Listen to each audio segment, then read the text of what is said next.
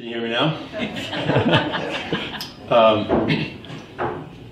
This is a poem by W.H. Auden called September 1st, 1939. I think that's it. I sit in one of the dives on 52nd Street, uncertain and afraid as the clever hopes expire of a low, dishonest decade. Waves of anger and fear circulate over the bright and darkened lands of the earth, obsessing our private lives. The unmentionable odor of death offends the September night. Accurate scholarship can unearth the whole offense from Luther until now that has driven a culture mad. Find what occurred at Lentz, what huge imago made a psychopathic God. I and the public know what all school children learn. Those to whom evil is done do evil in return. Exiled Thucydides knew all that a speech could say about democracy and what dictators do, the elderly rubbish they talk to an apathetic grave. Analyzed all in his book, the enlightenment driven away, the habit-forming pain, mismanagement, and grief. We must suffer them all again. Into this neutral air, where blind skyscrapers use their full height to proclaim the strength of collective man, each language pours its vain, competitive excuse. But who can live for long in a euphoric dream?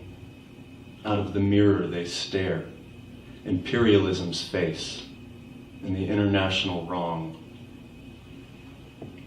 Faces along the bar cling to their average day. The lights must never go out. The music must always play. All the conventions conspire to make this fort assume the furniture of home, lest we should see where we are, lost in a haunted wood, children afraid of the night, who have never been happy or good. The windiest, militant trash important persons shout is not so crude as our wish. What Mad Nijinsky wrote about Diaghilev is true of the normal heart.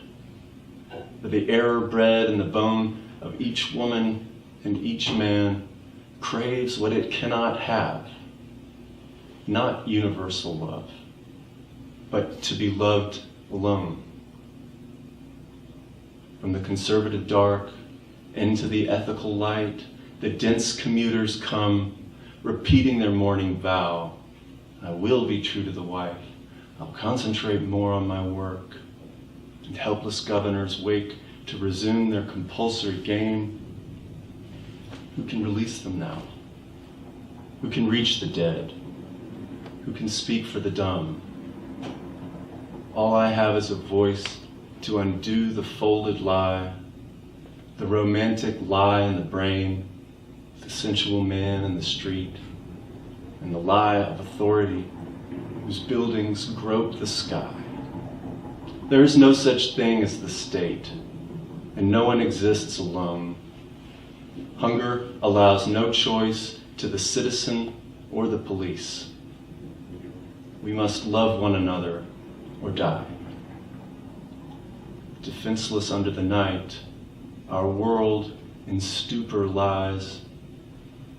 Yet, dotted everywhere, ironic points of light flash out wherever the just exchange their messages. May I, composed like them of arrows and of dust, beleaguered by the same negation and despair, show an affirming flame. Thank you.